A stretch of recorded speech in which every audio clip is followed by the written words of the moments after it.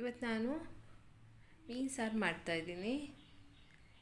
ಇಲ್ಲಿ ನಾನು 1 kg ಆಗುವಷ್ಟು ಮೀನು ತೊಗೊಂಡಿದ್ದೀನಿ. ನೋಡಿ, ಮೀನು ತೊಗೊಂಡಿದ್ದೀನಿ, ಪಾಂಪ್ಲೆಟ್ ಇದು. ಇದಕ್ಕೆ ನಾನು 1 ಇಂಚು ಶುಂಠಿ ಹೆಚ್ಚಿಟ್ಕೊಂಡಿದ್ದೀನಿ. ಹಾಗೆ ಹಸಿಮೆಣಸಿನ್ಕಾಯಿ 4, ಈರುಳ್ಳಿ 3 ಹೆಚ್ಚಿಟ್ಕೊಂಡಿದ್ದೀನಿ. ಹಾಗೆ ಒಂದು ಸ್ವಲ್ಪ ಬೆಳ್ಳುಳ್ಳಿ ತೊಗೊಂಡಿದ್ದೀನಿ. ಇಲ್ಲೊಂದು ಅರ್ಧ ಹೋಳಷ್ಟು ಕಾಯಿ ತುರಿ ತೊಗೊಂಡಿದ್ದೀನಿ. 1.5 ಸ್ಪೂನು ಧನಿಯಾ, ಹಾಗೆ ಓಂಕಾಳು 1/4 ಸ್ಪೂನು, ಜೀರಿಗೆ 1 ಸ್ಪೂನು, ಮೆಣಸು 1 ಸ್ಪೂನ್ ತೊಗೊಂಡಿದ್ದೀನಿ. ಹಾಗೆ 25 ಒಣಮೆಣ್ಸಿನ್ಕಾಯಿ ತೊಗೊಂಡಿದ್ದೀನಿ. ಇಲ್ಲಿ ಬ್ಯಾಡಗೆ ಮೆಣಸಿನ್ಕಾಯಿ ಇದು. ಹುಣಸೆಹಣ್ಣು ನೋಡಿ ಎಷ್ಟು ದಪ್ಪ ತೊಗೊಂಡಿದ್ದೀನಿ.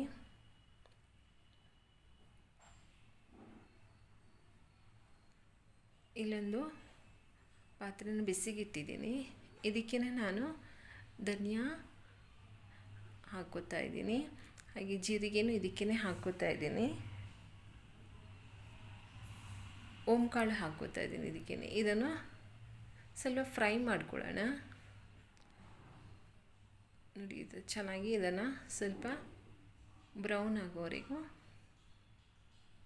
ಫ್ರೈ ಮಾಡೋಣ. ಓಂಕಾಳು ಇಷ್ಟಪಡೋದವರು ಅದನ್ನು ಸ್ಕಿಪ್ ಮಾಡ್ಕೋಬೋದು. ಆದರೆ ಓಂಕಾಳು ಹಾಕೋದ್ರಿಂದ ಡೈಜೆಷನ್ಗೆ ಒಳ್ಳೆಯದು. ಇದನ್ನೆಲ್ಲ ಹುರ್ಕೊಂಡು ಮಿಕ್ಸಿ ಜಾರ್ಗೆ ಹಾಕೋತಾ ಇದ್ದೀನಿ ನೋಡಿ. ಇವಾಗ ಒಣಮೆಣ್ಸಿನ್ಕಾಯಿನೂ ಹುರ್ಕೊಳ್ಳೋಣ. ನೋಡಿ, ಇದಕ್ಕೆ ಒಣಮೆಣ್ಸಿನ್ಕಾಯಿ ಹಾಕ್ಕೊಂಡಿದ್ದೀನಿ. ಇದಕ್ಕೆ ಸ್ವಲ್ಪ ಎಣ್ಣೆ ಹಾಕ್ಕೊಂಡು ಹುರ್ಕೋತೀನಿ. ಸ್ವಲ್ಪ ಸ್ಲೋ ಫ್ಲೇಮಲ್ಲೇ ಹುರ್ಕೊಳ್ಳಿ, ಎಲ್ಲ ಸೀದು ಹೋಗುತ್ತೆ. ಸಾರೆಲ್ಲ ಬ್ಲ್ಯಾಕ್ ಕಲರ್ ಆಗಿಬಿಡುತ್ತೆ ಸೀದು ಹೋದರೆ. ಸ್ವಲ್ಪ ಲೈಟಾಗಿ ಹುರ್ಕೊಳ್ಳೋಣ. ನೋಡಿ, ಈ ಥರ ನಿಧಾನಕ್ಕೆ ಹುರ್ಕೊಳ್ಳಿ. ನೋಡಿ, ಆಗಿದೆ ಇದು, ಸಾಕು ಇದು. ಇದನ್ನು ಮಿಕ್ಸಿಗೆ ಹಾಕ್ಕೊಂಡಿದ್ದೀನಿ ನೋಡಿ ಒಣಮೆಣ್ಸಿನ್ಕಾಯಿನ. ಇದಕ್ಕೇ ನಾನಿವಾಗ ಹುಣಸೆಹಣ್ಣು ಹಾಕೋತಾ ಇದ್ದೀನಿ ನೋಡಿ. ಹಾಗೆ ಮೆಣಸನ್ನು ಇದಕ್ಕೇ ಹಾಕ್ಕೊಂಡು ರುಬ್ಕೋಬೇಕು. ಕಾಯಿ ತುರಿ ಎಲ್ಲನೂ ಇದಕ್ಕೆ ಹಾಕೋತೀನಿ ನೋಡಿ. ಇಲ್ಲಿ ನಾನು ಅರ್ಧ ತೆಂಗಿನಕಾಯಿ ತೊಗೊಂಡಿದ್ದೆ. ನೀವು ಬೇಕಾದರೆ ಕಮ್ಮಿ ಮಾಡ್ಕೋಬೋದು ತೆಂಗಿನಕಾಯಿನ, ಜಾಸ್ತಿ ಇಷ್ಟಪಡೋದವರು. ಹಾಗೆ 1 ಸ್ಪೂನ್ ಆಗುವಷ್ಟು ಅರಿಶಿನ ಹಾಕ್ಕೊಂಡಿದ್ದೀನಿ. ಇದನ್ನು ನಾವು ಇವಾಗ ಪೇಸ್ಟ್ ಮಾಡಿ ನೋಡಿ, ಈ ಥರ ನುಣ್ಣಗೆ ರುಬ್ಕೊಂಡಿದ್ದೀನಿ. ಇದು ಚೆನ್ನಾಗಿ ನೈಸ್ ಆದಷ್ಟು ಗ್ರೇವಿ ಚೆನ್ನಾಗಿ ಬರುತ್ತೆ, ಜಾಸ್ತಿ ಬರುತ್ತೆ ಗ್ರೇವಿ. ಇದಕ್ಕೇ 1-2 ಸ್ಪೂನ್ ಆಗುವಷ್ಟು ಎಣ್ಣೆ ಹಾಕ್ಕೊಂಡಿದ್ದೀನಿ. ಇವಾಗ ಇದಕ್ಕೆ ನಾವು ಹೆಚ್ಚಿರುವಂಥ ಶುಂಠಿನ ಹಾಕೊಳ್ಳೋಣ. ಎಣ್ಣೆ ಬಿಸಿಯಾಗಿತ್ತು, ಅದಕ್ಕೆ ಹಾಕೋತಾ ಇದ್ದೀನಿ. ಇದನ್ನು ಸ್ವಲ್ಪ ಫ್ರೈ ಮಾಡ್ಕೊಳ್ಳೋಣ. ನೋಡಿ, ಶುಂಠಿ ಗಮ್ ಅಂತ ಇದೆ. ಇವಾಗ ಇದಕ್ಕೆ ನಾನು ಹೆಚ್ಚಿಟ್ಕೊಂಡಿರುವಂಥ ಹಸಿಮೆಣ್ಸಿನ್ಕಾಯಿ ಮತ್ತು ಈರುಳ್ಳಿನ ಒಟ್ಟಿಗೆ ಹಾಕೋತಾ ಇದ್ದೀನಿ. ಇದು ಜಾಸ್ತಿ ಏನು ಫ್ರೈ ಮಾಡಬೇಡಿ, ಈರುಳ್ಳಿ ಮತ್ತು ಹಸಿಮೆಣ್ಸಿನ್ಕಾಯಿ. ಜಸ್ಟ್ ಎಣ್ಣೆಯಲ್ಲಿ 1 ನಿಮಿಷ ಕೈ ಆಡಿಸಿ ಸಾಕು. ಏನು ಬ್ರೌನ್ ಏನು ಆಗೋದು ಬೇಡ ಇದು. ನೋಡಿ, ಸಾಕು ಇದು.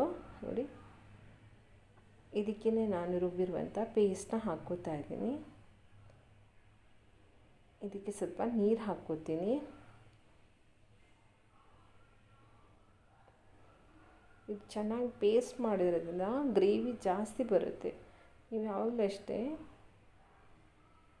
ಗ್ರೇವಿ ಜಾಸ್ತಿ ಆಗಬೇಕಂದ್ರೆ ನೈಸಾಗಿ ನುಣ್ಣಗೆ ರುಬ್ಕೋಬೇಕು. ಅವಾಗ ನೀರು ಹಾಕ್ಕೊಂಡು ಜಾಸ್ತಿಯಾಗಿ ಇದು ಮಾಡ್ಕೋಬೋದು. ಇದಕ್ಕಿನ್ನ ಸ್ವಲ್ಪ ನೀರು ಹಾಕ್ಕೋತೀನಿ. ಗಟ್ಟಿ ಬೇಕಂದರೆ ನೀವು ಗಟ್ಟಿಯಾಗಿ ಮಾಡ್ಕೋಬೋದು. ಇಷ್ಟು ಸಾಕು. ಇದಕ್ಕೆ ಇವಾಗ ರುಚಿಗೆ ಬೇಕಾಗಷ್ಟು ಉಪ್ಪು ಹಾಕ್ಕೋತಾ ಇದ್ದೀನಿ. 1-2 ಸ್ಪೂನ್ ಹಾಕ್ಕೊಂಡಿದ್ದು ನಾನಿಲ್ಲಿ. ನೀವು ಉಪ್ಪು ನೋಡ್ಕೊಂಡು ಹಾಕ್ಕೊಳ್ಳಿ.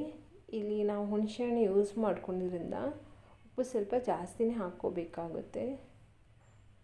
ಹುಳಿ ಜಾಸ್ತಿ ಇದ್ದಂಗೆ ಉಪ್ಪು ಜಾಸ್ತಿ ಹಾಕ್ಕೋಬೇಕಾಗುತ್ತೆ. ನೋಡಿ, ಇದು ಚೆನ್ನಾಗಿ ಕುದ್ದಿದೆ. ನೋಡಿ, ಈ ಥರ ಚೆನ್ನಾಗಿ ಕುದಿಬೇಕು ಇದು. ಇದಕ್ಕೆ ಇವಾಗ ನಾವು ಫಿಶ್ನ ಹಾಕ್ಕೊಳ್ಳೋಣ. ಫಿಶ್ಶು ಬೇಗ ಬೆಂದುಬಿಡುತ್ತೆ, ಒಂದು 10 ನಿಮಿಷ ಅಷ್ಟರಲ್ಲೇ ಬೆಂದುಬಿಡುತ್ತೆ. ಜಾಸ್ತಿ ಏನು ಬೇಯಿಸೋಕ್ಕೆ ಹೋಗಬೇಡಿ. ಕೆಲವೊಂದು ಫಿಶ್ಗಳು ಬೇಯಿಸಿದಾಗ ಫುಲ್ಲು ಕಳ್ದೋಗ್ಬಿಡುತ್ತೆ. ಎಲ್ಲನೂ ಇದಕ್ಕೇ ಹಾಕ್ಕೊಂಡಿದ್ದೀನಿ ಫಿಶ್ನ.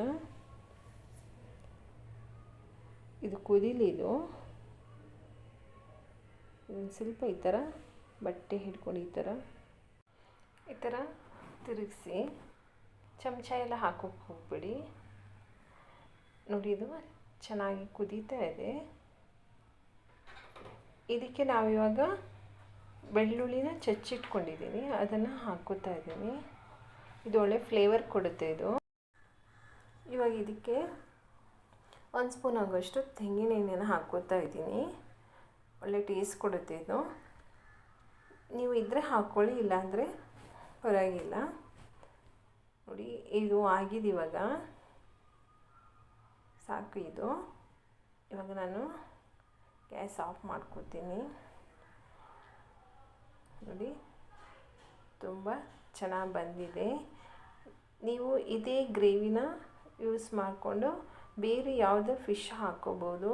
ಬಾಂಗಡ, ಮತ್ತಿ ಎಲ್ಲನೂ ಹಾಕ್ಕೋಬೋದು. ಈ ಥರ ಸೇಮ್ ಗ್ರೇವಿ ಮಾಡಿಕೊಂಡು ನೀವು ಇದನ್ನು ಮನೇಲಿ ಟ್ರೈ ಮಾಡಿ.